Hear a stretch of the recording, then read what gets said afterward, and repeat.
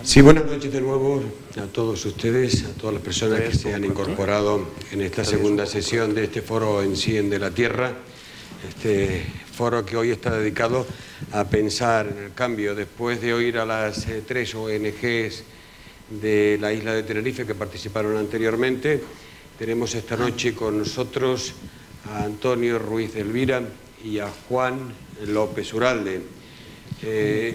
Los presentaré ahora mismo, pero para muchos de ustedes son dos personas de sobra conocidas. El primero que va a intervenir durante media hora, que va a hablar de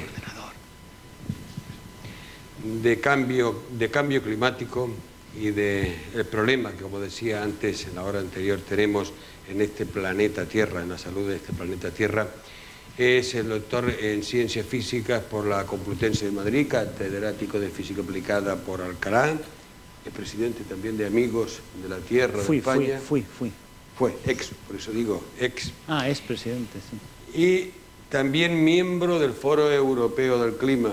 Leyendo un poco el historial y los artículos del profesor Ruiz de Elvira, había una cita que me hizo reflexionar. Decía que ya era hora de acabar con ese pensamiento jerárquico que heredamos de cuando el hombre empezó a poblar la tierra y cuando se tenía que proteger y agruparse en clan y había uno que mandaba. El profesor Ruiz de Elvira defiende que estos son tiempos de abrir ventanas, de abrir nuevos horizontes y abrir una oportunidad al nuevo pensamiento. Va en línea con lo que tiene que hacer la sociedad ahora mismo, con el problema que tenemos del calentamiento de la Tierra. Hay que abrir los ojos, abrir el pensamiento. Hay otras alternativas, estaba hablando con él hace un momento, hay otras alternativas de energías renovables, llámese solar, eólica, aunque el profesor Ruiz Elvira une la eólica también con la solar, geotérmica. Está el futuro todavía por investigar, que es la energía a partir del hidrógeno, que parece ser que en 10 años se puede desarrollar y que puede ser rentable. En fin, yo no me extiendo más y a continuación le doy la palabra a don Antonio Ruiz de Elvira, cuando quiera. Pues muchísimas gracias. Muchas gracias por dejarme hablar de algo que me preocupa muchísimo, y es sencillamente tratar de comunicar que vivimos en el siglo XXI, que hemos empezado la segunda década del siglo XXI y que parece que nos gusta o que queremos seguir anclados en siglos anteriores. Los seres humanos gustamos de pensar que somos algo distinto en el planeta, pero somos como todo lo que hay en él, somos agentes de cambio.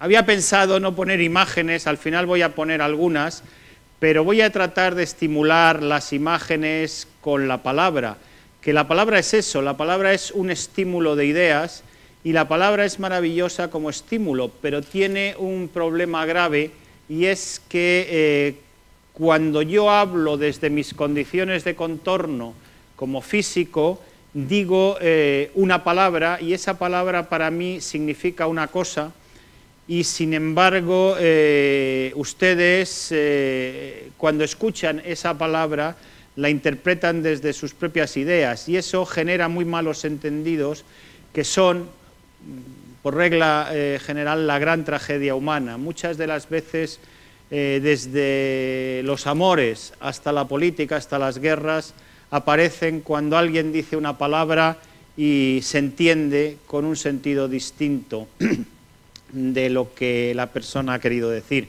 Por ejemplo, cuando un político, hijo de padres trabajadores sin cualificación, y él mismo, sin haber acabado el bachillerato, habla de que el pueblo gobierna, entiende que él, que viene de ese pueblo, está gobernando. Pero una persona en paro, tan del pueblo como el político, no ve el gobierno del pueblo por ningún lado, porque a él no le preguntan qué se puede hacer para que salga del paro.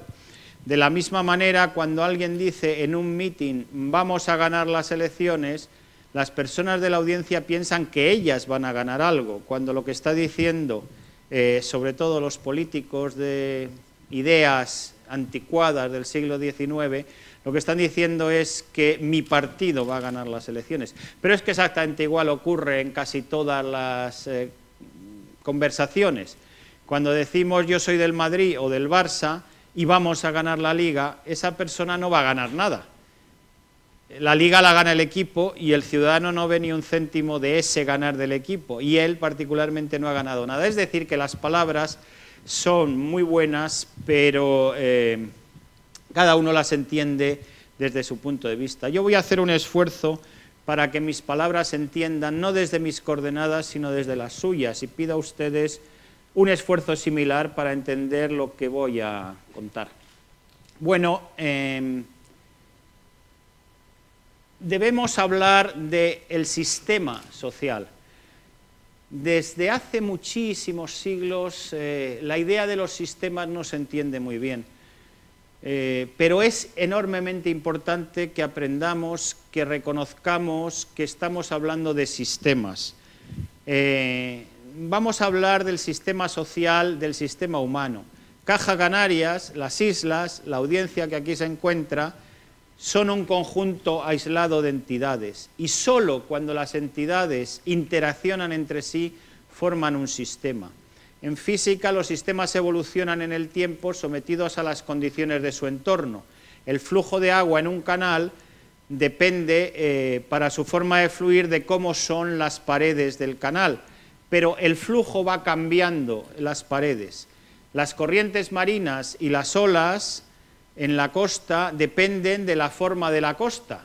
Y aquí, hoy cuando bajé del avión y cogí el coche que me había puesto Caja Canarias, pues estuve hablando con la persona que me llevaba del fenómeno este tan precioso de Canarias, que en las costas nortes hay verde, hay agua, y en el sur no la hay. ¿Por qué? Pues porque los alisios soplan desde el noreste y dejan el vapor de agua en las montañas, y a sotavento de las montañas no hay agua. Es decir, que las condiciones producen los flujos.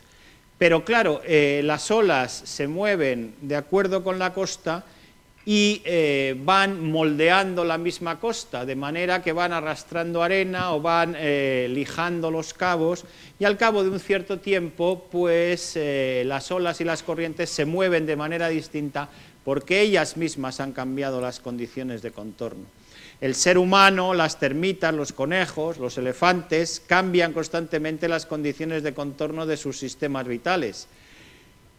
Sin el control de los predadores, los conejos desertizaron Australia, y los elefantes, sin el control de los predadores, destruyen una buena parte de África.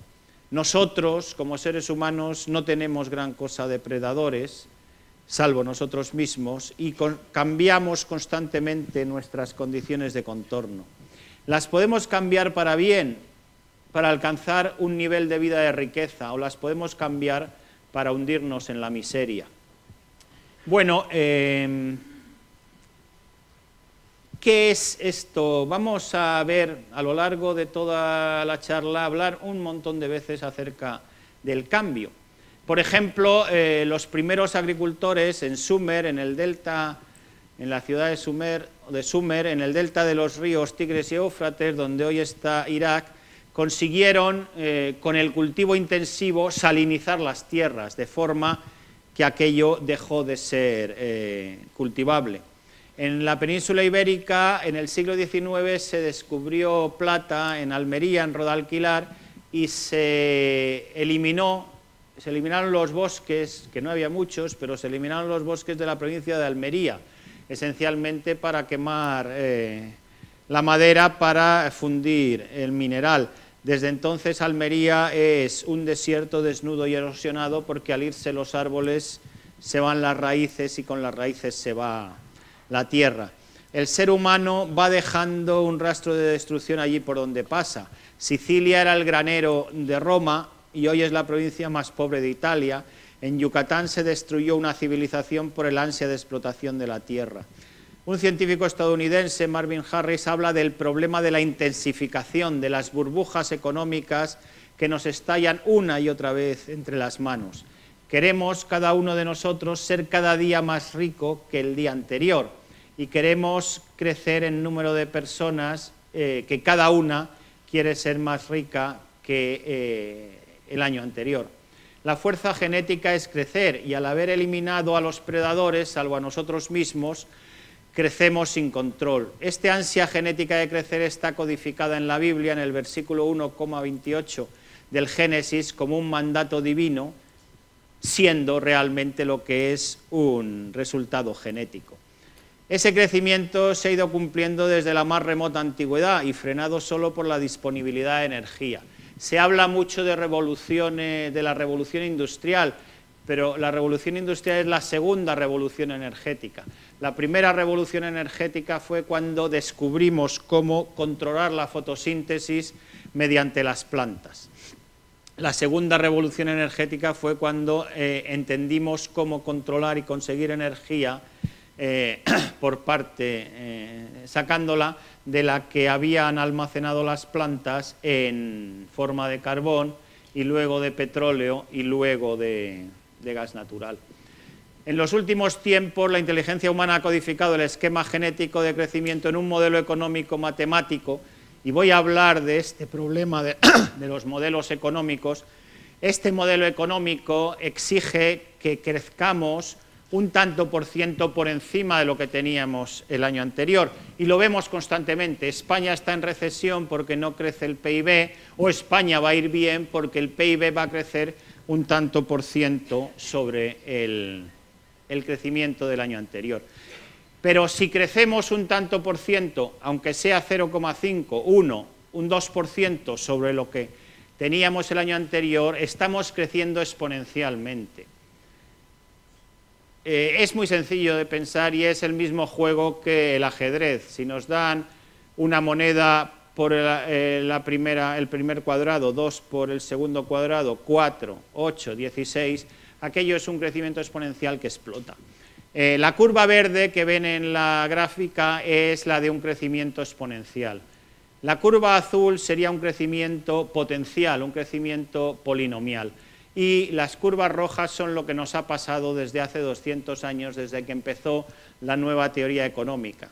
Crecemos exponencialmente y luego nos damos un golpetazo cuando los recursos que van por la zona azul, no dan de sí para mantener el crecimiento exponencial rojo y pegamos un golpe hacia abajo y luego volvemos a subir. Lo racional es crecer no en un tanto por ciento de lo del año anterior, sino crecer de una forma suave. Está claro que no podemos crecer de forma exponencial, sino que tenemos que cambiar nuestras ideas, nuestras teorías económicas, para crecer de otra manera. Primero, porque la Tierra no aguanta estos crecimientos exponenciales. Evidentemente, pues no tenemos tierra suficiente para un crecimiento exponencial, pero segundo, porque la experiencia nos dice que los crecimientos exponenciales lo único que consiguen son crisis una detrás de otra, y las crisis se superan, pero quedan siempre generaciones que no consiguen superarlas. Tenemos que cambiar. Se dice que los que escribimos estas cosas, que tenemos que cambiar, somos malthusianos, por el economista inglés Thomas Malthus, que avisó en 1800 que la Tierra no tenía recursos para un crecimiento exponencial. Y se dice que se equivocó, porque fijémonos cómo hemos crecido. Pero pongamos las cosas en su sitio. Cuando Malthus escribió, en la Tierra había 600 millones de personas y quedaba todavía bastante sitio por ocupar, esencialmente las grandes praderas americanas. Hoy somos 7.000 millones y ya no nos queda sitio. Y además tenemos que hacer otra consideración. Malthus decía que la población al crecer pasaría hambre. Y si hacemos un cálculo muy rápido, podemos ver que en la época de Malthus había unos 580 millones de personas que vivían en la miseria y 20 que vivían razonablemente bien. Hoy, 200 años después de las predicciones de Malthus, vemos que hay 1.000 millones de personas que viven en la miseria más absoluta, 2.000 millones de personas que viven en una pobreza relativa que hacen alrededor de 3.000 millones. En la época de Malthus había 580, es decir, que no se equivocó tanto porque hemos crecido y hemos crecido en miseria. Hemos cambiado radicalmente las condiciones de contorno en las que vivimos. Una de ellas es el clima de la Tierra. Yo daba muchísimas conferencias sobre el clima y, bueno, pues voy a hablar 2 minutos de él porque yo creo que ya se sabe perfectamente. El clima ya ha cambiado. Por ejemplo, el otro día me llamaron de una enorme empresa de construcción diciendo que necesitaban que les ayudara porque habían hecho un contrato a 25 años y se les estaban fundiendo los asfaltos. Era una empresa que había hecho un contrato de mantenimiento de una ciudad inglesa y sencillamente estaban perdiendo dinero porque lo habían hecho pensando que el asfalto les iba a durar y se les estaba fundiendo porque en verano hace mucho calor. En Inglaterra se están fundiendo los hielos. En la península tenemos grandes oscilaciones de frío y calor y eso no es más que la consecuencia de que se están fundiendo los hielos en el Ártico. Siempre ha habido cambios climáticos, pero este cambio de ahora es muy rápido, muy intenso y lo estamos produciendo nosotros. ¿Y cuál es la consecuencia más inmediata de ese cambio? Hay 2 consecuencias que nos importan muchísimo en España. La primera consecuencia es que el cambio va a afectar directamente a las personas que viven en el Sahel, en el Subsahara. Y ahí hay 200 millones de personas que ya casi no tienen agua y en 20 años se van a quedar con 0 cantidad de agua. Estas personas no pueden emigrar hacia el sur porque hay 1.000 y pico millones de personas en el sur que forman una barrera. La única salida que tienen es emigrar hacia el norte. Y hacia el norte hay 2 puntos de entrada, Sicilia, pero el otro punto de entrada es Canarias. Ese es un problema grave. El segundo problema es la subida del nivel del mar. En las islas, aquí, son volcánicas y no afectará a los puertos, pero no afectará a gran cosa, pero en la península se destruirán casi toda la inversión que se ha hecho en casas a orilla de playa hasta 500 metros hacia adentro, se destruirán sencillamente porque aunque suba 10 centímetros el nivel del mar, las olas equinocciales entran 500 metros y socavan los cimientos y las casas acaban cayéndose. Es decir, que tenemos un problema muy considerable.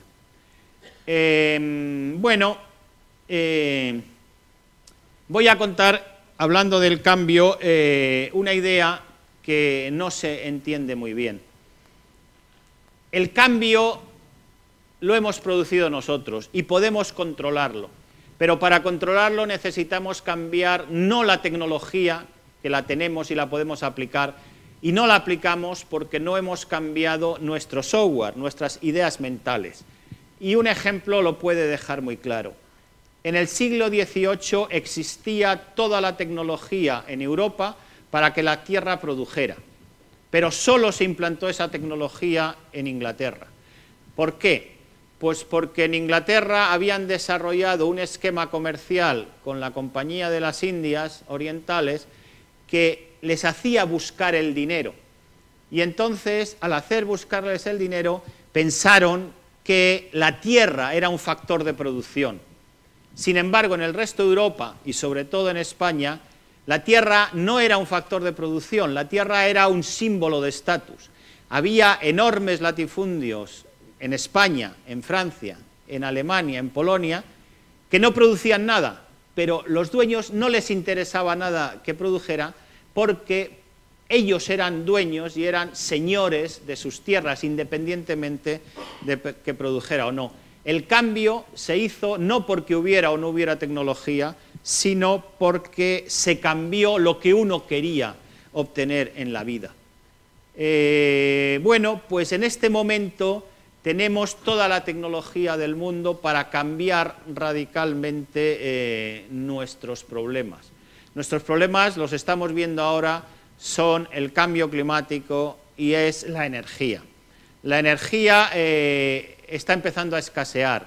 No nos damos cuenta, pero hasta la Agencia Internacional de la Energía, que ha negado que existiera un pico de petróleo durante años y años, lo ha reconocido ya, y si entran en la página de la Agencia Internacional de la Energía en Internet, verán que ya está publicando que el pico se alcanzó en 2007. Curioso, el mismo año que empezó la crisis. Y este problema se compone con otro, que está disminuyendo la disponibilidad de energía, pero están subiendo las personas que quieren más energía. China, India y Brasil están demandando cada vez más energía porque quieren asumir el modelo económico europeo, que es un modelo económico de disipación. El viernes creo que me preguntaron desde Radio 9 de Las Palmas qué pasaba con el reactor nuclear de Fukushima. Entonces hablé una serie de cosas y al final sugerí que podíamos vivir de otra manera y me dijeron, pero para crear empleo hacen falta fabricar coches. Si eso lo ponemos exagerado, diríamos que para crear empleo tenemos que comprar un coche y a los 6 meses ir al puerto, tirarlo al agua y volver a comprar otro coche. Según esto, crearíamos empleo. Crearíamos empleo durante 2 o 3 años. Al cabo de 2 o 3 años no tendríamos acero ni tendríamos energía suficiente para seguir tirando coches al agua. Hay otra forma distinta de pensar en nuestro futuro. Y me van a permitir que acabe mi intervención primero pidiéndoles disculpas. Necesitamos un cambio y sobre todo un cambio del MEM cultural, del software, de la teoría económica que nos rige desde hace 200 años, que está basada esencialmente en el consumo. El consumo significa disipación de recursos, disipación de energía. Me van a permitir, les voy a pedir disculpas porque me han invitado a Santa Cruz de Tenerife y hoy he salido del hotel a dar un paseo, a ver la ciudad alrededor de donde yo estaba y he empezado a ver cosas y he empezado a hacer fotos. De nuevo, me parece muy descortés las fotos que voy a poner, les pido disculpas, pero ilustran muy bien lo que quiero decir. Este es un gasto gigantesco que se ha hecho en hormigón, en un auditorio que probablemente es muy bonito, pero que nos podemos preguntar si realmente hace falta gastar recursos, energía y recursos en este. Pero es que al lado del auditorio tenemos esto de aquí, pegadito al auditorio. Y detrás del auditorio, mirándolo desde el mar, tenemos esto de aquí, es decir, construcción, construcción, construcción, invertir energía para, no se sabe muy bien para qué, porque tenemos de sobra. Esta es la imagen del auditorio visto desde este otro punto, desde el punto de los escombros de al lado del auditorio, visto desde allí. Esta es la imagen desde un lado del auditorio donde se ven los grandes almacenes de petróleo en medio de la ciudad. Esta es otra visión, esta es construcción con un gran almacén de petróleo en medio de la ciudad. Yo, aunque soy físico, estoy construyendo una nueva teoría que la he llamado plutonómica, o plutonomics, que es una teoría económica que intenta buscar la forma de crear y repartir riqueza, en vez de la tradicional económica, que no sé si saben, que tiene una definición que es el reparto de la escasez. A mí me parece horrible que se haya hecho una teoría durante 2 siglos cuya única preocupación es repartir la escasez que tenemos en nuestro planeta, en vez de crear y repartir riqueza, que es lo que tendría que hacer cualquier teoría económica. Podemos crear riqueza, la riqueza es equivalente a la energía, y basta con que miren el desarrollo humano. Éramos cazadores-recolectores, crecimos y crecimos en riqueza cuando capturamos la energía solar mediante la fotosíntesis, hemos crecido enormemente en riqueza cuando hemos capturado la energía almacenada en los combustibles fósiles y podemos crear muchísima más riqueza capturando la energía que viene del sol si esa riqueza la repartimos entre todos, en vez de hacer teorías que lo único que quieren es decir, repartir, por decirlo así, la pobreza. Y el resultado está a las claras. Lo único que hace nuestra teoría actual es repartir pobreza. En fin, les pido disculpas por la descortesía de haber puesto esas fotos y antes de darles las gracias les quiero decir que en esta teoría nueva, en vez de disipar la riqueza que generamos, en vez de tirar los coches al mar para comprar nosotros, pues podemos hacer estas otras cosas. Es decir, emplear nuestros recursos para tener la ciudad más bella de Europa, digamos, y en eso podemos emplear una enorme cantidad de gente, generar empleo, generar riqueza, porque para hacer esto necesitamos capturar energía, y esa energía la podemos capturar del viento, de las mareas, de las olas, del sol, en fotovoltaica y en energía solar térmica. He tenido que ir deprisa, creo, por lo menos, que se ha podido entender mi idea de lo que es el cambio y estoy a su disposición para, si hay coloquio, responder lo que quieran preguntarme. Les pido de nuevo disculpas y les doy muchísimas gracias.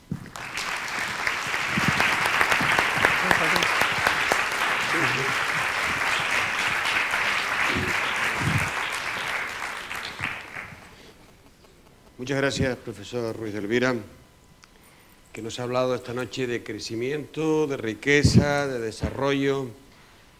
La sociedad quiere cada vez, y los que vivimos en ella, mayor riqueza y mayor desarrollo, pero lo cierto es que esta riqueza y desarrollo solo acceden a ella pues el 15 o el 20% de la sociedad. Por ponerle algunos datos que luego ampliará el siguiente conferenciante, el 20%, no llega al 20% de la población mundial, consume el 80% de la energía y el 80% de los recursos. Pero hay datos más dramáticos todavía. 1.100 millones de personas, su única ocupación diariamente es conseguir agua. Y 2.200 millones de personas no tienen red de saneamiento, con lo que eso significa de enfermedades, de penurias, etcétera, etcétera. O sea que la riqueza es para unos pocos y para otros no. Esa es la idea, riqueza y ecología, que ha movido a nuestro siguiente conferenciante, Juan López de Uralde. Durante muchos años trabajó en Greenpeace Internacional en proyectos de contaminación tóxica en Asia y en América Latina. Luego ya regresó a España y se ha hecho cargo de Greenpeace España, donde ha llevado a cabo campañas de sensibilización contra el cambio climático. Y actualmente, en enero de este año, presentó un partido equo, un partido, muchos de ustedes lo pudieron haber visto en las noticias, en el que acudió para patrocinar este partido otro activista del Movimiento Verde Europeo, como Daniel Cohn-Bendit. Todos lo conocerán porque fue también un activista de aquel mayo glorioso, mayo francés de 1968. Para el profesor Juan López de Uralde, una de las causas que nos va a explicar esta noche, nos va a hablar de las causas del cambio climático, una de las causas que ha contribuido a que se eleve la temperatura en nuestro país ha sido el desarrollo urbanístico desmesurado, desaforado. Le doy la palabra a Juan López de Uralde. Buenas noches. Hola, buenas noches. Bueno, en primer lugar agradecer la invitación. Yo soy un enamorado de las Islas Canarias y he venido muchas veces. Desgraciadamente, en ocasiones a bordo de barcos de Greenpeace, para tener que subirme a centrales térmicas como la de Granadilla, cuando se construyó. Y a mí en Canarias me pasa que cuando hablo con la gente es de esos sitios donde me da la sensación de que realmente el nivel de conciencia ecológica es muy alto en la gente, en la ciudadanía, ¿no? Supongo que el hecho insular tiene que ver con ello, el hecho de que cuando se vive en una isla yo creo que el nivel de conciencia de la escasez de los recursos y de todas estas cosas que nosotros decimos en la teoría pues se viven muy claramente en la práctica, ¿no? Sin embargo, también es de esos lugares donde realmente uno se encuentra que el medio ambiente se destruye de manera muy brutal, o por lo menos yo así lo he percibido, ¿no? En materia urbanística, en materia energética, etcétera, ¿no? Y es algo que siempre me ha llamado la atención. No es el único lugar en el que ocurre, ¿no? En el que encuentras un alto nivel de conciencia de la ciudadanía y, sin embargo, luego la acción real sobre el territorio muy impactante, y es algo que a mí siempre me ha preocupado y de hecho es lo que me ha llevado como activista a tratar de trabajar en distintos ámbitos buscando la eficacia, buscando que realmente el medio ambiente pues empiece a respetarse de verdad, ¿no? Y eso es lo que ahora me mueve a este proyecto EQUO, en el que realmente pues lo que tratamos de hacer un grupo de ciudadanos es abrir una trinchera nueva, ¿no? Hasta ahora hemos estado en la trinchera de la acción desde las organizaciones sociales y decimos, bueno, todas estas cosas de las que nosotros hablamos y que, como se decía antes, desde la conferencia, desde el escrito, desde el blog. Yo he sido compañero de Antonio durante muchos años de blog y hemos sido insultados bastante, casi a diario, ¿no? por decir estas cosas, ¿no? Y en definitiva, pues dije, bueno, pues vamos a explorar esta nueva trinchera, la trinchera de la acción política, y sobre ello pues luego podemos hablar, y este es el proyecto, ¿no? Pero yo hoy venía a decir un poco pues mi visión del cambio climático, que a mí personalmente es un tema que me preocupa especialmente, porque ahora vivimos, por ejemplo, los ciudadanos el asunto del terrible drama de la central nuclear de Fukushima. Una central que va a estar emitiendo radiactividad al medio ambiente durante bastante tiempo y cuyas consecuencias pues estamos todavía lejos de conocer en profundidad. Y al fin y al cabo, como dice uno de los documentales que se ha podido ver o se va a ver estos días, La edad de la estupidez, la especie humana da la sensación de que está muy bien preparada para la reacción ante peligros inmediatos, pero estamos muy mal preparados para la reacción ante peligros futuros, ¿no? Y el problema del cambio climático, a diferencia del problema nuclear, es que yo estoy convencido de que después de Chernóbil hubo un punto de inflexión para la energía nuclear, desgraciadamente a costa de cientos de miles de vidas humanas, y después de Fukushima va a haber un nuevo punto de inflexión. Yo estoy convencido de que, a pesar del enorme esfuerzo de comunicación que estoy seguro que el lobby nuclear va a desplegar a partir de dentro de unos meses, es decir, ahora no os quepa duda que el lobby nuclear se está reuniendo y está estudiando ya a ver cómo volvemos a vender nuestro producto y van a invertir muchos millones en ello. A pesar de eso, creo que es el fin de la energía nuclear, estoy convencido. A largo plazo, es decir, no se va a terminar mañana, pero creo que va a ser un nuevo punto de inflexión. Sin embargo, el tema del cambio climático es un tema que está ahí, que va, como decía Antonio, se va asumiendo, pero realmente no hay reacción, y esto es algo que a mí me preocupa y me inquieta mucho, porque lo voy viendo cada vez de una manera más evidente, ¿no? Y eso quiere decir que cuando lleguemos al Fukushima del cambio climático ya será demasiado tarde. Esa es la gran diferencia. La gran diferencia es que Fukushima, como Chernóbil, dejará una región devastada, dejará miles de muertos, y tal vez, ojalá, de eso aprendamos una lección. El día que llegue el Fukushima del cambio climático no podremos aprender ninguna lección porque ya será tarde, ¿no? Y esto es lo que a mí me inquieta, ¿no? Y lo que a mí me mueve y lo que me lleva a meterme en la cena de los jefes de Estado en Copenhague y decirles, pues oiga, ustedes han venido aquí a hacer algo, pero no hacen nada, ¿no?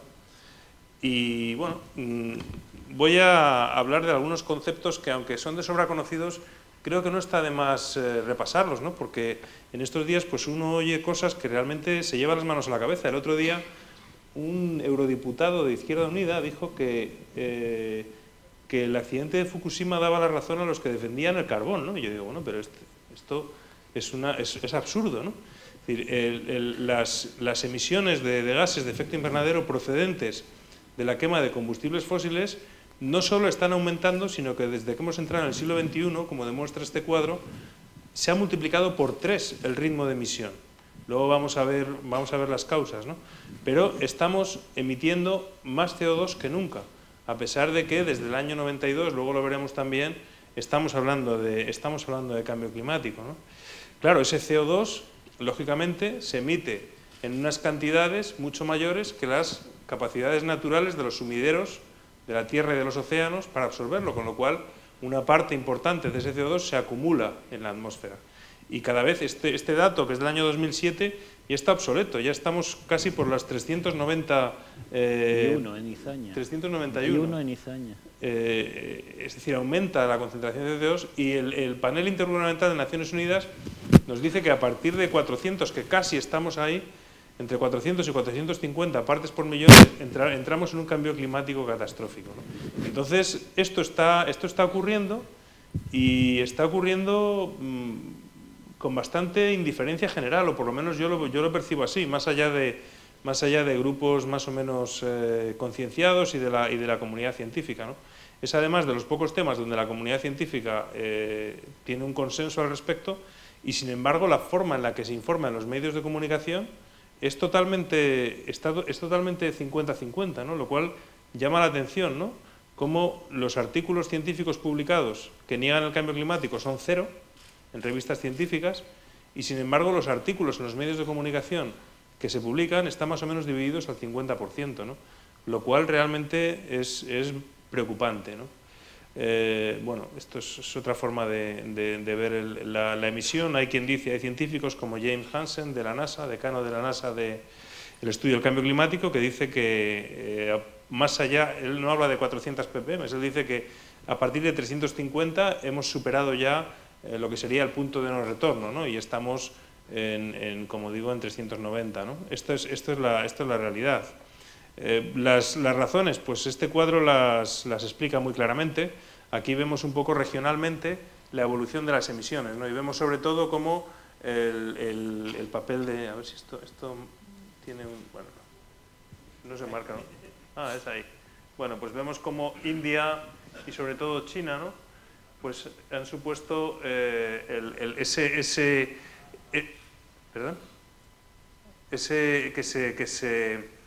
disparen las emisiones, ¿no? Prácticamente todas las regiones, con la excepción de la Unión Europea, que está cumpliendo el protocolo de Kioto y por lo tanto tiene una ligera tendencia al descenso en sus emisiones, lo cual también es interesante porque realmente nos demuestra la evolución de las emisiones en la Unión Europea en los últimos años, cómo se puede, digamos, continuar viviendo y tener calidad de vida, etcétera, etcétera, sin necesidad de que las emisiones estén aumentando, por ejemplo, como aumentan en Estados Unidos, ¿no? La verdad es que las emisiones de gases de efecto invernadero son un dato siempre muy interesante porque, por ejemplo, si lo analizamos o lo comparamos con la evolución o con la crisis económica y financiera, nos muestra muy claramente cómo estamos en una crisis puramente especulativa, porque las emisiones continúan aumentando, lo cual quiere decir que globalmente la actividad económica continúa creciendo y la actividad industrial. Por tanto, lo único que está ocurriendo es que el capital se mueve de un lado a otro y hace que en unos lugares para obtener determinados resultados, por ejemplo la reducción de derechos sociales, etcétera, se va de España, por ejemplo, se va hacia Sudáfrica o se va hacia otras zonas del planeta y de esa manera trata de forzar determinadas medidas como las que se están tratando de forzar aquí, ¿no? Yo creo que es muy interesante siempre analizar este dato, pero en definitiva es dramático por lo que muestra es que, bueno, que seguimos en este, digamos, business as usual, ¿no? Bueno, estas son la evolución de las temperaturas globales, estos son datos del Met, del Reino Unido, y no ni siquiera está actualizado. El último año 2010 vuelve nuevamente a batir el récord, pero vemos claramente cómo estamos instalados en la última década, pues en unas temperaturas récord, en un momento además de actividad solar mínima, de mínimos en la actividad solar, ¿no? Lo cual quiere decir que cuando el ciclo solar vuelva a aumentar la cantidad de radiación que llega a la Tierra, pues desgraciadamente es de esperar que nuevamente nos encontremos con aumentos de temperatura pues todavía mucho mayores de los que ahora estamos sufriendo, que ya, como se ve claramente en el cuadro, pues son récord desde que se están midiendo en el año 1850, ¿no? A todo esto hay que añadirle que la capacidad de los sumideros naturales para recoger ese CO2 está disminuyendo, porque se está produciendo un efecto en los océanos, que es la acidificación. Los océanos están acidificándose muy ligeramente, pero lo suficiente como para que su capacidad de absorción de CO2 vaya disminuyendo. Y si hace unas décadas, por cada tonelada de CO2 que emitíamos, 400 kilos se quedaban en la atmósfera, el resto se absorbía por los bosques y los océanos, hoy por cada tonelada se quedan 450 kilos. Es decir, que emitimos más y la naturaleza absorbe menos, ¿no? lo cual pues, nos muestra, bueno, esto es la evolución de las temperaturas en España. Y luego, bueno, yo esto no me voy a detener mucho porque son algunas evidencias, como la reducción de los glaciares. En el Pirineo español se ha reducido la superficie glaciar en un 85%, según datos de Eduardo Martínez de Pisón.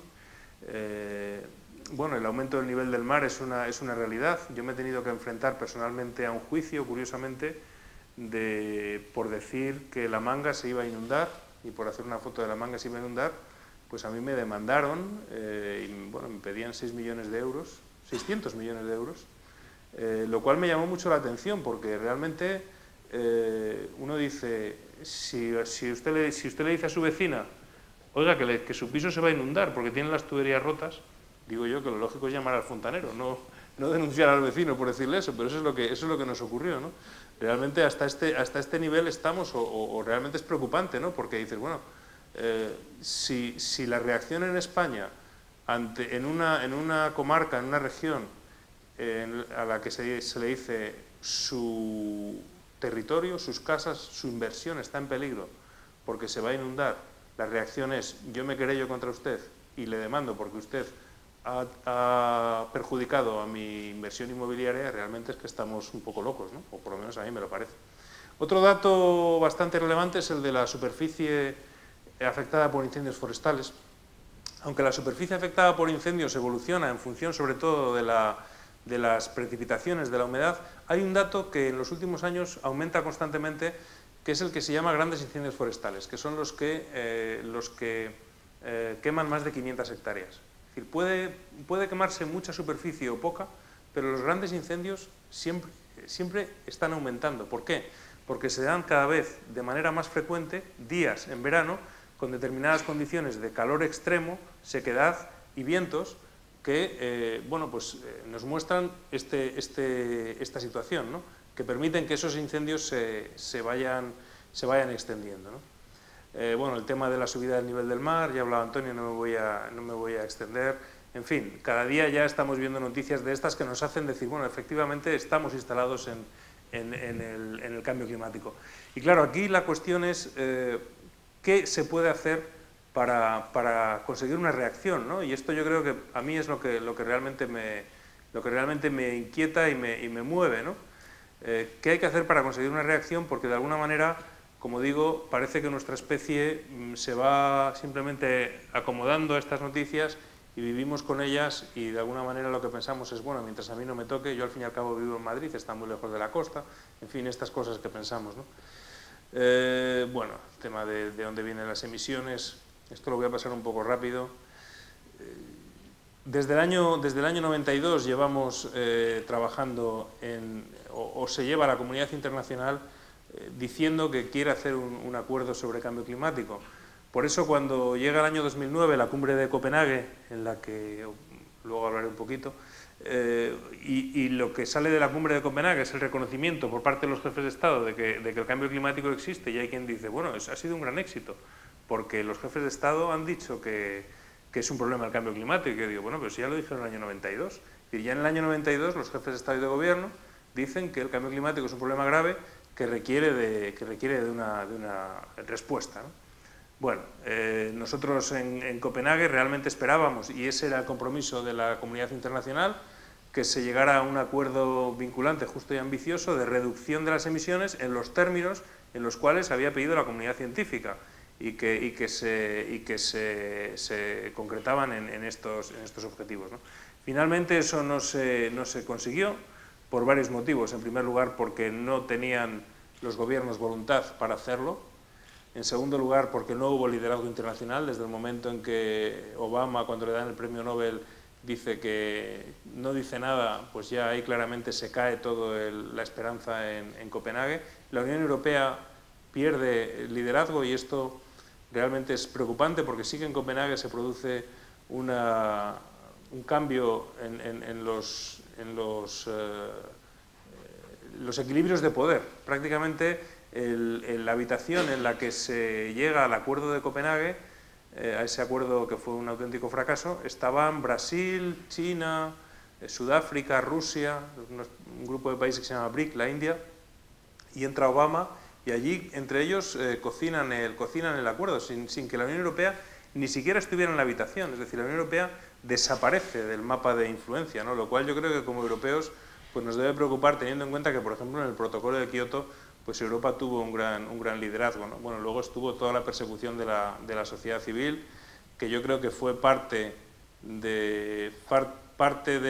intencionadamente para que realmente la cumbre fracasara, ¿no? Bien, yo aquí es donde quería llegar al tema de la energía. Yo creo que para salir de esta situación, o para, como decía Antonio, para controlar el cambio climático, que no evitarlo porque ya está en marcha, hay que incidir, hay que hacer un cambio de modelo energético.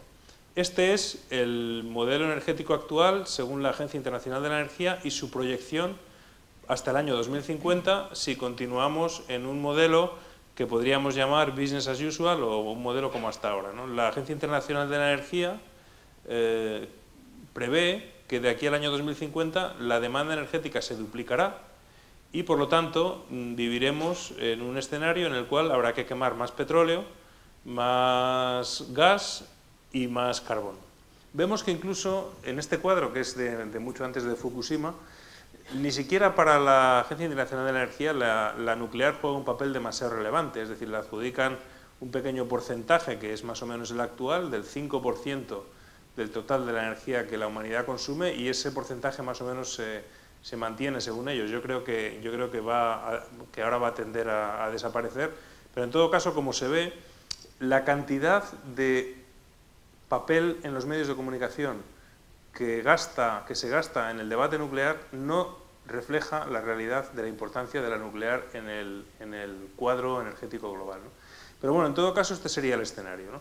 Este escenario es un escenario verdaderamente preocupante, porque una continuación como hasta ahora a lo que nos llevaría es a un agravamiento de cada uno de los problemas que hemos pasado muy rápidamente por encima en este rato, ¿no? Y, por lo tanto, es un escenario hacia el que no podemos ir y hacia el que no debemos ir. Por eso, cuando yo escribía hoy, hablando de la responsabilidad de las empresas energéticas, hasta qué punto el continuar con el discurso que se vive en España, por ejemplo, de que el mix energético actual está muy bien, eso de un poquito de nuclear, un poquito de carbón, un poquito de gas, un poquito de petróleo, un poquito de renovables también, ¿no? Ese es el discurso dominante en este momento en materia energética por parte de las empresas. Ese es este que tenemos delante, y esto nos lleva al abismo. Por lo tanto, lo primero que tienen que hacer es, para que el cambio sea posible, es aquellos que tienen la tecnología y que tienen los recursos para generar este cambio, tienen que creerse la necesidad de ese cambio. Porque en los últimos años en España lo que hemos vivido ha sido que las empresas energéticas fundamentalmente se han dedicado a hacer lobby. ¿Para qué? En primer lugar, para el alargamiento de la vida de las centrales nucleares. En segundo lugar, para que haya subvenciones al carbón nacional, para que se siga quemando carbón. Y lo tercero, para que se puedan amortizar las plantas de ciclo combinado, ¿no? Y, al mismo tiempo, las energías renovables, pues que se les quitara la prima, porque se ha hecho una campaña, a mi juicio, demencial, y que ha tenido consecuencias que yo creo que han sido muy graves, pero no se habla de ellas, desgraciadamente, sobre las energías renovables, en el sentido de que parece que han sido los causantes de todos los males del planeta, han sido las energías renovables, ¿no? Debido a las primas, que luego hablaremos un poquito de ellas. Bueno, nosotros creemos que este escenario es insostenible y, por lo tanto, lógicamente hay que cambiarlo. ¿Cómo se cambia? Pues fundamentalmente tenemos dos herramientas. Por un lado, el ahorro energético, el ahorro y la eficiencia, y por otro lado, las energías renovables, no hay más. Los cálculos que un grupo de técnicos de un instituto alemán han realizado sobre el potencial de ahorro para este aumento de consumo previsto es prácticamente del 50%. Es decir, que en un escenario de máximo ahorro para mantener determinados niveles de calidad de vida, etcétera, podríamos ahorrar el 50% y, por lo tanto, todavía habría que resolver cómo producimos la energía que estamos consumiendo hoy. Hay datos que son esperanzadores. Por ejemplo, la Tierra recibe 15.000 veces más radiación solar de la que la humanidad consume cada año, ¿no? Por lo tanto, la energía está ahí, la energía la tenemos, lo que hay es que saber aprovecharla, ¿no? Bueno, este estudio, pues básicamente, en un cuadro, evidentemente hacer un estudio global del consumo de energía es complicado, esto luego se separa en distintos, por regiones, etcétera, pero básicamente el cuadro sería este, ¿no? Digamos que el cuadro para llegar a las reducciones de CO2 que nos pide el IPCC para el año 2050, ¿no? Prácticamente el carbón desaparecería, el petróleo se reduciría enormemente y la mayor parte de la energía sería obtenida por energías renovables y un poquito de gas, ¿no? Esto es la manera de conseguir esa reducción del CO2 a nivel global. Bueno, vemos que sobre el empleo el impacto sería muy positivo porque las energías renovables son las mejores, las que tienen un índice mejor de generación de empleo por kilovatio producido. Esta comparación que digamos, tiene el petróleo como elemento cero de comparación, pues las energías renovables, el kilovatio de viento produce 200% más de empleo, por ejemplo, que el kilovatio obtenido quemando petróleo, ¿no? La solar igualmente, incluso estrategias de conservación de la energía, por ejemplo en la construcción, pues suponen también 276% más de generación de empleo y en el tema del transporte pues lo mismo. Es decir, que cualquier estrategia, digamos, sostenible de gestión de la energía es más intensiva en la generación de empleo que las fuentes tradicionales, de las cuales, por cierto, la que menos empleo genera es la nuclear, por kilovatio producido, ¿no? Bueno, esto es lo mismo, es un informe de Comisiones Obreras que incide un poco en lo mismo.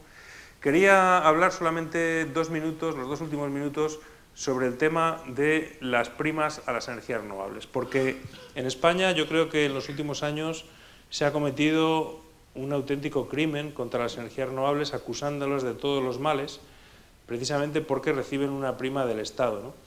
Una prima que hay que decir que estos son datos de 2008, los que expreso aquí, donde la prima fueron 2.600 millones de euros y supuso para el país, para España, un ahorro en importaciones de combustibles fósiles de 2.725 millones de euros. Es decir, que analizando como país, realmente el combustible fósil que nos ahorramos, cuya importación nos ahorramos, pues compensa esa subvención que además ha estado generando empleos y desarrollando pues un sector en el cual llegamos a ser de los primeros del mundo, ¿no? En el último año, en el año de 2010, lo cual causó pues la alarma de todas las empresas eléctricas y del Ministerio de Industria, y todo el mundo decía qué malas son las energías renovables, porque las primas, en la medida en que las energías renovables iban aumentando y cada vez van aumentando más, llegaron a 6.000 millones de euros.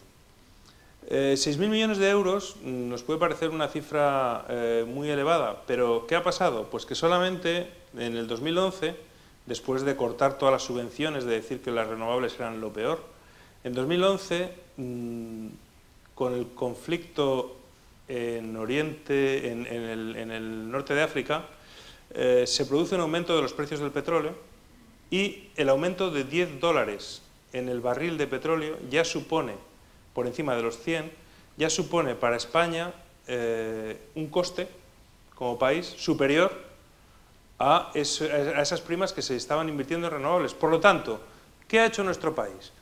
Nuestro gobierno ha cortado las ayudas que se daban a las fuentes, a la industria renovable, que estaban generando empleo, que estaban consiguiendo que nuestra industria renovable fuera puntera, que empresas españolas estaban por primera vez construyendo centrales renovables en Estados Unidos, que a mí me lo contaban y realmente pues, es impresionante, ¿no? Que un técnico español te cuente cómo tenían que ir a California a explicarles pues, lo que era un molino, etcétera, etcétera, ¿no? Todo eso se corta de raíz para después, para a día de hoy, darnos cuenta, ¿para qué? Para beneficiar a las nucleares y a los combustibles fósiles y para solo unos meses después darnos cuenta que las nucleares, después de Fukushima, tenemos una Fukushima aquí en Burgos, que en cualquier momento y el precio del petróleo se dispara, ¿no? Con lo cual dices, bueno, algo se hizo bien, la verdad, se hizo muy bien, y en los últimos años, sin embargo, pues yo creo que se ha hecho francamente mal, ¿no? Y que habría que rectificar. En fin, yo creo que esto es una reflexión importante y creo que hay que volver a mirar a las renovables pensando que no tanto de manera puramente estacional, sino que la tendencia a largo plazo es que el kilovatio renovable, el coste del kilovatio renovable va a bajar, mientras que el coste del kilovatio convencional va a continuar aumentando, porque es un recurso limitado con una demanda creciente, ¿no? Por lo tanto, yo creo que eso bueno, pues nos debe hacer pensar en llegar a este escenario 100% renovable, que es perfectamente posible.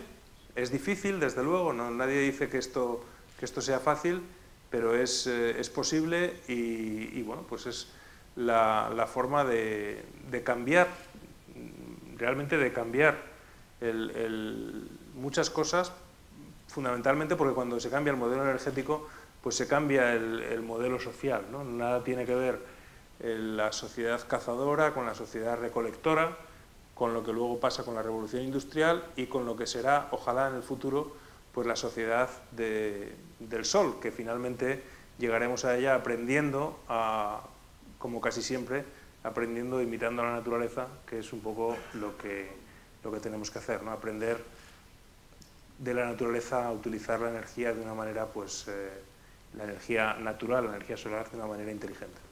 Bueno, pues esto es un poco lo que yo quería contar. Muchas gracias.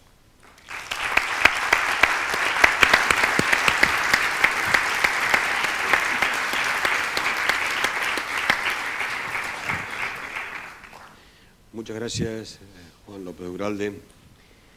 Palabras como línea sin retorno, glaciación, pero al lado también otras palabras como la sociedad del sol. ¿Qué quiere decir esto? Que todavía hay esperanza, aunque tenemos que actuar pronto. De todos modos, si queremos saber más de las soluciones que tenemos que tomar, lo que estamos a tiempo de hacer todavía, esta noche están los dos invitados, los dos conferenciantes para responder a las preguntas que ustedes les quieran plantear. Vamos a dar un tiempo de un cuarto de hora, 20 minutos, con lo cual les ruego que las preguntas sean breves para que la mayor parte de las personas que quieran expresar sus dudas puedan plantearlas. Hacer una pequeña intervención con respecto a lo que tú dijiste. El problema evidentemente existe un problema en la interpretación, pero dentro de la lingüística estructural se soluciona con la metalingüística, es decir, explicar el término del concepto para evitar interpretaciones erróneas o a veces torticeras, de mi punto de vista, ¿entiendes? Y con respecto al otro compañero, pues entiendo que el sistema capitalista es cíclico. Cuando la energía luminosa era el gas, los que detentaban la energía eléctrica, pues hacían la vida imposible hasta que detentaran el poder general. Con las energías alternativas me da la impresión de que pasa lo mismo. Están generando comportamientos totalmente zancadilleantes hasta que ellos detenten el monopolio o la gran mayoría de porcentaje de las energías alternativas. Ese es mi punto de vista. Pero no te veo, perdona, ¿puedes hacer un...? Ah, estabas allí. Pero las energías renovables tienen una diferencia fundamental, y es que son tecnologías enormemente sencillas y por lo tanto muy fáciles de reproducir a nivel local. Entonces, por ejemplo, en Alemania el modelo es muy distinto. En España sí que se ha producido la paradoja de que las que invirtieron en renovables fueron grandes empresas. En Alemania son empresas diferentes, son pequeñas, y mientras que las grandes empresas están en la nuclear y en el carbón, etcétera, ¿no? Pero en todo caso, finalmente el modelo renovable es un modelo en el cual, y ese es el gran hándicap que tiene, desde mi punto de vista, la gran ventaja, pero el gran hándicap desde el punto de vista del control de la energía es que no es controlable.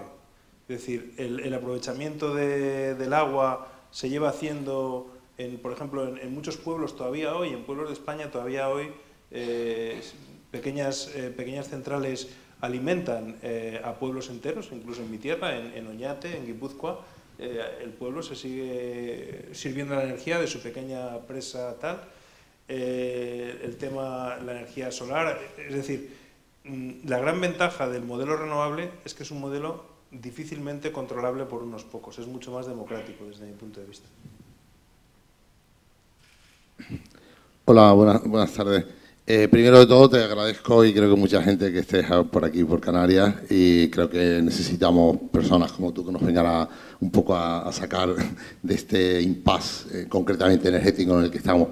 Yo te quería preguntar que, dado que en la época en que eras presidente de Greenpeace, el trabajo este de 100% renovables para el 2050 no incluía específicamente a Canarias, se dejó solo eso, supongo que por limitaciones del propio estudio. Sí te quería pedir una valoración rápida también de la situación en Canarias, porque supongo que conocerás que estamos en una situación energéticamente todavía mucho más desfavorable que otras comunidades autónomas de España, porque, como conocerás, pues los fracasos de los concursos eólicos que ha habido y la poquísima implantación fotovoltaica que hay en Canarias, con unas condiciones óptimas, hacen que llevemos un retraso muy importante. Por lo tanto, pues creo que a mucha gente le puede interesar, a mí personalmente, tu valoración, porque también incorporarse a todo este tren pues lleva su tiempo. Muchas gracias.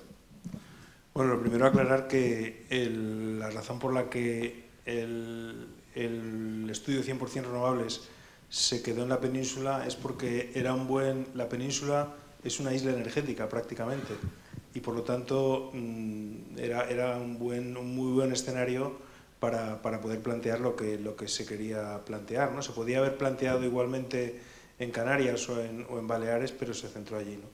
Yo efectivamente creo que Canarias tiene retrasos en materia energética alarmantes. Por ejemplo, es el único sitio, si no recuerdo mal, en España donde todavía se sigue utilizando petróleo o fuel oil para producir energía, algo que ya no ocurre en ningún sitio de la península, ¿no? Lo cual nos muestra hasta qué punto efectivamente es un modelo antiguo, ¿no? Y mucho más cuando es el lugar donde los datos muestran que precisamente la energía eólica es competitiva por sí misma, ¿no? Es decir, que no necesitaría, el kilovatio eólico no necesitaría de primas para competir en el mercado energético canario, ¿no? Yo creo que en Canarias el tiempo que yo trabajé más, que fue cuando, digamos aquí, que fue cuando la construcción de las nuevas centrales térmicas, etcétera, pues había un enorme monopolio energético que impedía, no sé si ha cambiado, creo que no, realmente la renovación del sistema energético hacia un modelo verdaderamente limpio, que es posible porque en Canarias hay mucho más sol y mucho más viento que en la mayor parte del resto de Europa, por ejemplo. Buenas noches.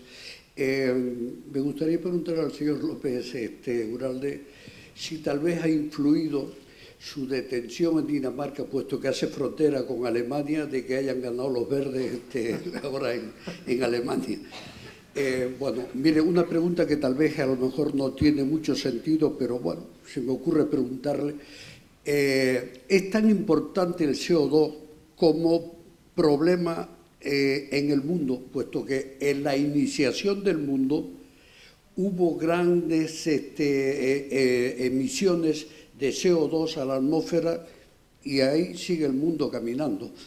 Y después me gustaría, por ejemplo, preguntarles, o por lo menos decirlo a modo de reflexión, que lo que importa para, digamos, el desenvolvimiento del mundo es la educación. La educación no es colgar títulos universitarios en una pared, sino la educación de que la gente sepa que los derechos de cada uno corresponden y terminan donde comienzan los de los demás. Cuando, por ejemplo, uno ve en la autopista esta que tenemos aquí de Tenerife del norte hacia Santa Cruz, vemos un coche, una persona conduciéndolo, ya eso es a diario. Y después, cuando un coche se entiende, por ejemplo, que las carreteras ahora están a 110 kilómetros, dice, por ejemplo, el límite de velocidad estaba a 120, y después vemos que los coches cuando salen de la fábrica tienen un tope hasta de 250 kilómetros, pues yo pienso que las cosas no están marchando bien. Y después, como una pregunta un poco tal vez tonta, me gustaría preguntarles, hace muchos años decían que el hombre no iba a llegar a la Luna y dicen que llegó, a pesar que hay mucha gente que se pregunta con signo de interrogación si en verdad llegó o no. ¿Habrá posibilidad tal vez esa energía tan grande que emana, por ejemplo, en la naturaleza cuando hay un relámpago, un rayo, de poderlo almacenar, cargarlo en baterías que después se vuelva esa energía utilizar? Nada más, disculpe. Bueno, eso se lo podrá contestar Antonio mucho mejor que yo. Yo le puedo decir del tema de los verdes que no creo que tenga que ver con mi detención, el triunfo de los verdes. Me gustaría pensar otra cosa, pero este fin de semana yo estaba en Budapest en el Congreso de los Verdes Europeos y hubo una ponencia en que se reflexionaba por parte de los verdes alemanes sobre las causas que podían explicar su crecimiento, ¿no? Y se habla mucho de Fukushima y del tema nuclear, pero realmente las causas son otras, explicado por ellos, ¿no? Que tienen más que ver con cosas más sencillas, ¿no? Como por ejemplo la confianza que han generado en los ciudadanos por ser coherentes con sus planteamientos, por ocuparse de los problemas de los ciudadanos, por estar cercanos a la gente, por no haberse convertido en grandes maquinarias electorales, ¿no? Y esto es lo que ellos explican como la razón por las cuales han recibido la confianza de manera sorprendente en lugares donde en principio no debían tenerla, ¿no? Y yo creo que es algo que aquí también deberíamos aplicar, ¿no? Porque es un poco lo que nosotros tratamos de promover, ¿no? Una nueva forma de hacer política desde los ciudadanos, ¿no? Y como decía ayer Javier Cercas en El País, que a mí me pareció muy interesante, las democracias más ricas o más fuertes son aquellas en las cuales todos los ciudadanos sienten la obligación de dedicar una parte de su vida a la política. Y yo creo que eso estaría muy bien y deberíamos aplicarlo también en España, porque de esa manera, por un lado, estaríamos más cerca de nuestros propios problemas, también de la gestión, y por otro lado, también de alguna manera entenderíamos mejor muchas cosas que se hacen, ¿no? Porque a veces también es muy fácil, y es lo que a nosotros nos ha movido a dar el paso, es muy fácil en el café por la mañana criticar a todo el mundo y luego volver a nuestra actividad diaria, ¿no? Pero cuando te tienes que poner en los zapatos, pues a lo mejor resulta que las cosas no son tan sencillas, ¿no?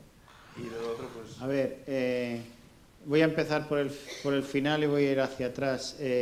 Los rayos descargan mucha energía, pero hay muy poquitos. Es decir, son muy locales y por lo tanto el resultado final es que la energía de cada rayo es alta, pero globalmente es escasa. Hacia atrás, evidentemente, en las épocas geológicas ha habido variaciones enormes de la concentración de CO2. Particularmente cuando se creó el carbón y el petróleo, la Tierra estaba helada. Los hielos llegaban hasta el trópico, o sea, un poco más abajo de Canarias y en el sur, un poco más arriba del desierto de Sudáfrica, y había un calor espantoso dentro de los trópicos. Ha habido épocas en la Tierra donde la concentración de CO2 ha sido de 3.000 partes por millón y ahora estamos hablando de 450 partes por millón. El cambio climático actual no es nada notable en escala geológica. A la escala geológica lo que estamos haciéndole ahora al planeta no le importa gran cosa. El cambio climático actual es horrible a escala humana, porque hemos basado nuestra vida en un esquema concreto, donde en Noruega hace frío, en España pues llueve poco, etcétera, etcétera. Y esencialmente lo tenemos que cambiar en una escala de tiempo. Si no lo paramos, si no paramos el cambio climático, tenemos que cambiar esto en una escala de tiempo para la cual las sociedades humanas no están preparadas y por lo tanto lo que estamos viendo es que se van a producir catástrofes humanas, pero no catástrofes geológicas. En cuanto el CO2 es evidentemente un gas neutro, enormemente bueno porque es el que consigue que crezcan las plantas, es decir, que no es contaminación en el sentido de que nos produzca daño directo a los seres vivos, pero es un problema, sencillamente, yo en todas mis intervenciones y en el libro que escribí y en otras publicaciones, comparo el CO2 con una manta de lana. Imaginémonos que estamos a 42 grados en Sevilla y nos empezamos a poner mantas de lana. Hombre, muy bueno no es. Empezamos a sudar y al final probablemente morimos por congestión. Y esto es lo que pienso que puede pasar. Y por último, una pregunta hacia allá. Lo que necesitamos es un cambio mental, no un cambio... Bueno, acabando con esto, evidentemente, el que los coches vayan a 200, que tengan potencia para ir a 250 km por hora es una imbecilidad de los gobiernos, porque bastaría con que ordenasen, y eso no hace falta ni siquiera una ley en el Parlamento, un decreto ley poniendo un chip que no vale ni 5 euros, de forma que por mucho que apriete uno el acelerador no se pase de 120 km por hora, con lo cual pues las fábricas de coche inmediatamente ahorrarían dinero bajando la potencia de los coches. Y en cuanto al sistema cíclico, evidentemente hay un sistema cíclico económico y en el sistema cíclico en el que estamos ahora es un sistema cíclico de poder pura y exclusivamente. Y he puesto el ejemplo y no han hecho muchas preguntas, es decir, que no lo he debido explicar muy bien y voy a aprovechar un minuto o dos para explicarlo otra vez. En Europa, en Inglaterra, se decidió que la tierra fuera un elemento productivo, es decir, que diera dinero, mientras que en el resto de Europa la tierra no daba dinero, los grandes latifundios españoles no daban dinero, pero daban estatus. Estamos exactamente en la misma situación actual. Las energías fósiles no crean riqueza, crean estatus para las personas que la controlan. Es un problema exclusivo de poder, no es un problema de dinero ni es un problema de riqueza, es un problema de poder. La energía nuclear es adorada por el foro nuclear porque es una energía concentrada mediante la cual se controla a la sociedad. Las energías fósiles son energías de control, es un problema político, es un problema de poder. Las energías solares, en el momento en que los precios bajen, y podrían bajar mañana, porque es una cuestión de fabricación en masa, una cuestión de economía de escala, en el momento en que los precios bajen, de forma que uno se pueda poner en el tejado de su casa células fotovoltaicas, solar térmica, y pueda utilizar un poco los molinos de viento en las casas, desaparecen los monopolios eléctricos. Así de sencillo, cada uno de nosotros podemos tener la energía que queramos y por lo tanto no es riqueza para cada uno de nosotros, riqueza que estamos en una obra social de Caja Canarias, que si cada uno de nosotros somos ricos, le damos riqueza a los bancos y esos las pueden repartir, y sin embargo nos están metiendo en una crisis, nos están restringiendo nuestra propia riqueza, esencialmente por un problema de mafia, es un problema de control, es un problema de yo soy el que puede y no le dejo a nadie que pueda lo que yo quiero poder. Lean un poco la historia, es exactamente un problema como el de la sociedad de nobles franceses antes de la Revolución. Eran pobres y no permitían a sus hijos y a sus hijas casarse con los ricos porque ellos eran nobles y los otros no. Podían haber sido ricos, pero no querían. Es un problema mental. Es un problema que tenemos que afrontar desde otro punto de vista que no es el tecnológico, porque tenemos tecnología, y la tecnología puede ser muy barata. La tecnología no hay ningún problema en rebajar los precios en el momento en que uno se pone a ello. Basta con irse a Silicon Valley y ver que hoy día un ordenador pues nos lo venden por 300 euros cuando hace no llega a 10 años valía 3.000 el mismo ordenador. La tecnología no es ningún problema, sabemos manipularla. Lo que no sabemos manipular son nuestras ideas mentales. Una última pregunta para ir acabando, por favor. Sí, buenas tardes. La pregunta es para Juan López Uralde. Vamos a ver, el tema de la sostenibilidad, como muchos de los otros problemas globales que tenemos ahora en la sociedad, porque la igualdad también es un problema global, ¿no? O sea, ahora mismo hay una disociación muy grande entre, digamos, los ciudadanos de a pie y los representantes y los que nos dirigen. Eso es evidente, ¿no? Hablamos de la clase política, etcétera, y además donde más está haciendo el movimiento ciudadano, el activismo, digamos, se resiste un poco a mezclarse con los dirigentes, ¿no?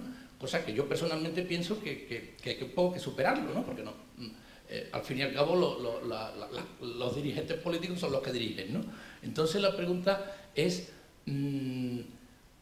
¿no teme que dar ese paso?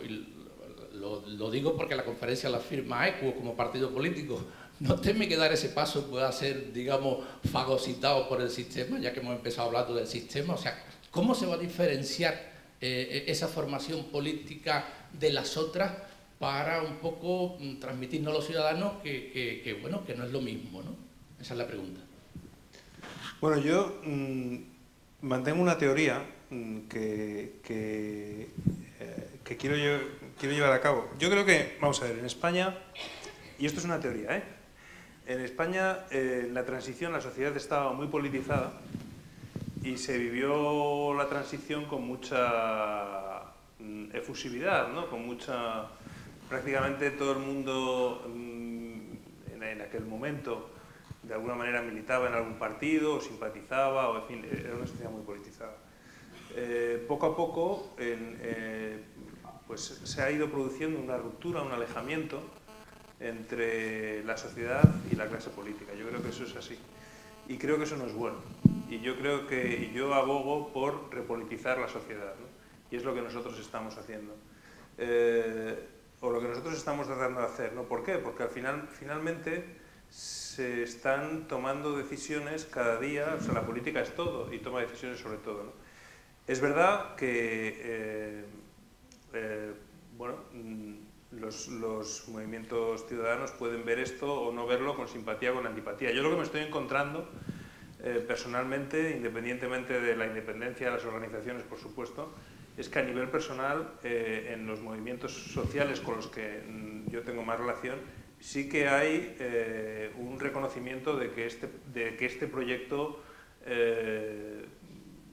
puede hacer un poco esa labor de puente, ¿no? ¿Por qué? Porque efectivamente yo creo que esto, yo como digo, ECUO no surge de la casualidad, sino que es una consecuencia. Es una consecuencia de que algunas personas que estamos que somos activistas sociales, nos encontramos constantemente, sobre todo cada vez más en los últimos años, que estamos prácticamente tirando pelotas contra una pared de un frontón. Es decir, se ha producido tal impermeabilización que parece que no importa lo que la sociedad quiera, diga o haga con respecto a lo que los grandes partidos hacen, ¿no? Entonces, por eso este movimiento y por eso este llamamiento a una cierta repolitización de la sociedad en un sentido diferente, en un sentido de que la política no tiene que ser un fin en sí mismo y para nosotros no lo es, sino que es un medio para llevar adelante nuestros planteamientos, ¿no? Y por eso decía lo de que no estaría mal que todo el mundo asumiera la necesidad de dedicar unos años de su vida a la política, ¿no? Eso podría estar bien, es decir, podría ser una solución. Y no tanto que hubiera políticos profesionales como que durante unos años nos dedicamos a gestionar lo público. Pues no sé, en el País Vasco había una costumbre que se llamaba auzolana, que era el trabajo comunal, ¿no? Y cuando había que hacer una casa, pues de repente para un vecino o lo que sea, se llamaba a todo el pueblo y todo el pueblo, supongo que eso era algo normal, ¿no? Es decir, durante un tiempo pues te dedicabas de manera más o menos a hacer un trabajo por la comunidad, ¿no? Y eso yo creo que tenemos que recuperarlo, ¿no? ¿Que hay un riesgo? Bueno, de que los movimientos de una crítica, sí, lo hay, sí que... Y se producirá y además estará bien, es decir, en el momento en que nosotros hagamos cosas que cualquier movimiento, incluso del que venimos, pues yo, el congreso de de los Verdes que estuve en Alemania, en Friburgo, en noviembre. Yo dejé Greenpeace en verano y en noviembre fue un congreso de los Verdes y lo que me encontré en la entrada del congreso era una acción de Greenpeace, de protesta contra los cementerios nucleares. Bueno, pues está bien, es decir, cada uno tiene que hacer su papel y yo creo que los movimientos sociales tienen que hacer su crítica, pero en este momento, a día de hoy, yo creo que en España es necesario digamos, que desde la ciudadanía reivindiquemos. Podemos hacer dos cosas ante la situación que hay: o alejarnos, que es lo que está haciendo mucha gente, y no ir a votar y decir que no nos gusta nada de lo que hay, o hacer propuestas, y nosotros decimos, bueno, pues esta es nuestra propuesta, ¿no? Y lo vamos a intentar. También ya he dicho que hay gente que lo ve positivamente y gente que no, pero bueno, eso es normal y eso es la democracia. Yo quería solo añadir un minuto, y es, el título dice pensar en el cambio. Yo pienso que el partido este nuevo equo, como el de Rosa Díez y como quizá algunos otros, deben ser los que aparezcan a lo largo del siglo XXI, porque recordemos sencillamente que el Partido Socialista Obrero Español se fundó a final del siglo XIX, sus teorías son de mediados del siglo XIX y queda así como un poco apolillado, un poco viejo. Y el PP, pues es un partido conservador que es incluso mucho más antiguo. El Partido Conservador deriva de las ideas del Partido Conservador inglés, que empezó a funcionar allá por 1600 algo. Es decir, que si vemos las teorías de este partido y de algunos otros, pues la diferencia esencial es que son partidos de nuestro siglo, de nuestra edad, y que los otros, pues, que huelen un poquito ya a viejo. Bueno, yo...